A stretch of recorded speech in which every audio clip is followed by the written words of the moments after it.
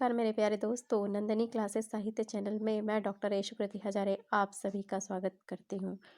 दोस्तों, हिंदी साहित्य का इतिहास वस्तुनिष्ठ प्रश्नोत्तरी आपके लिए लेकर आ रही हूँ मैं।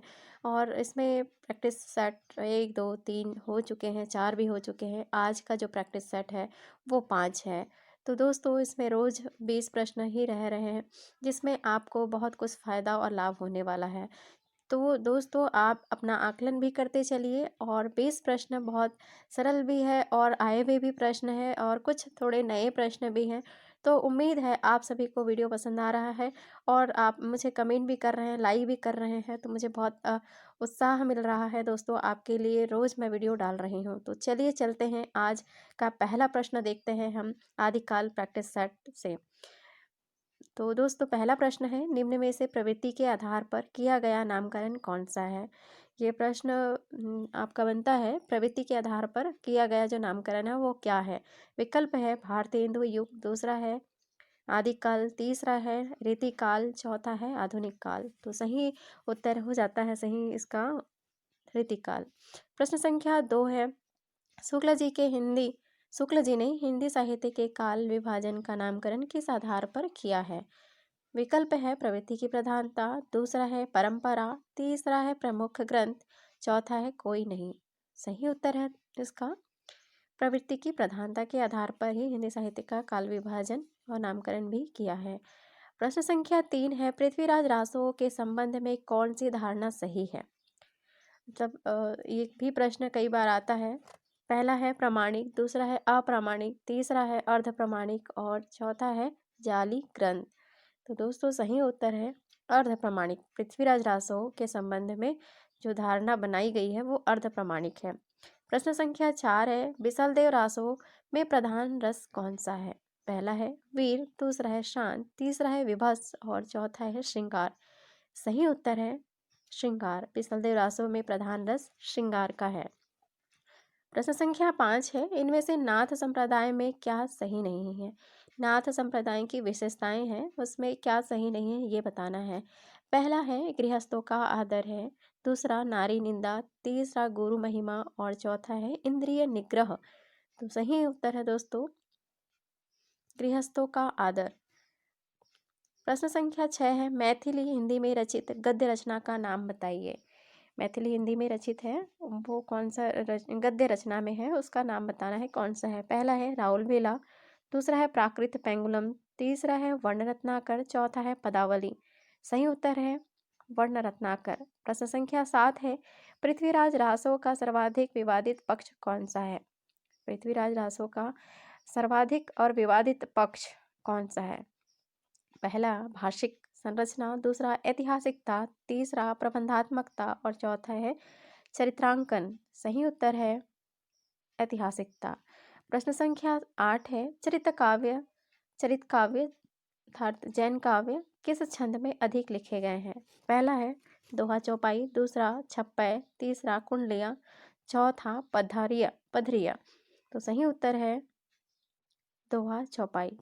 प्रश्न संख्या 9, भक्तिकालीन साहित्य को अचानक बिजली की चमक के समान फैलने वाला साहित्य किसने कहा है था।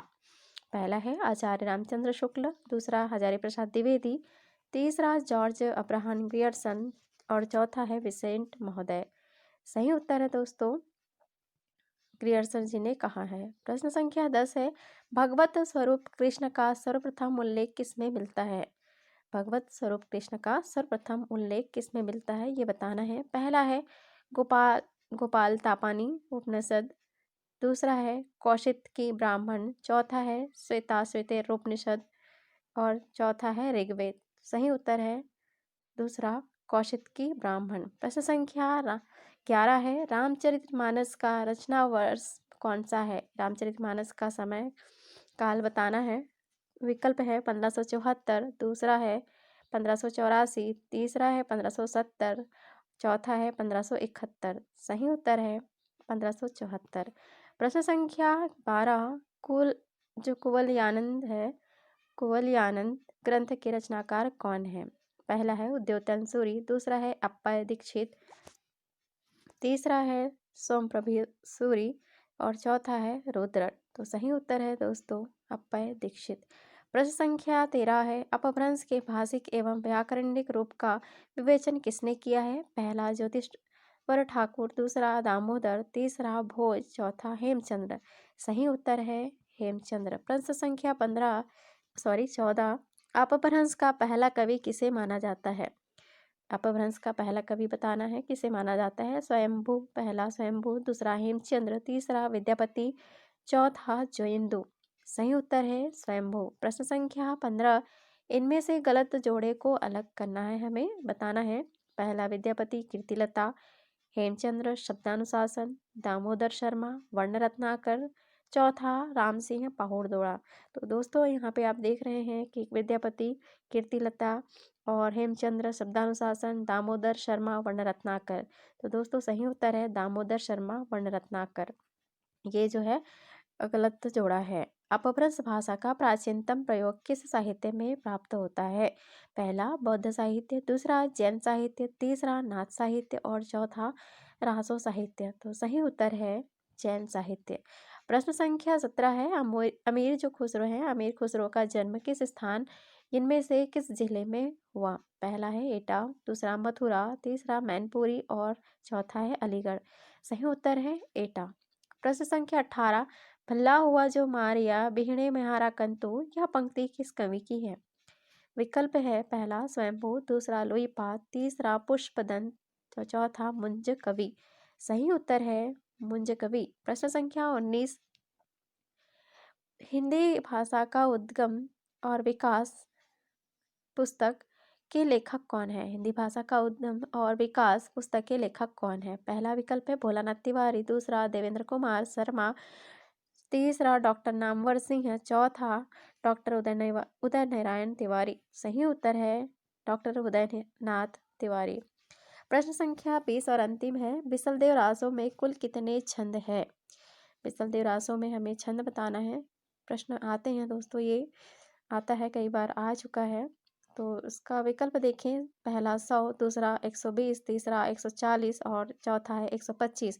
सही उत्तर है 125। तो दोस्तों इस तरह से यहाँ पे हमने 20 प्रश्न तैयार किए हैं। और दोस्तों आप सभी को वीडियो बहुत पसंद आ रहा है और आप लोगों का बहुत बहुत धन्यवाद, शुक्रिया। नीचे मुझे कमेंट बॉक्स में कमेंट करके बताइए और सही कितने हुए ये बताइए। तो आपका दिन शुभ हो। धन्यवाद।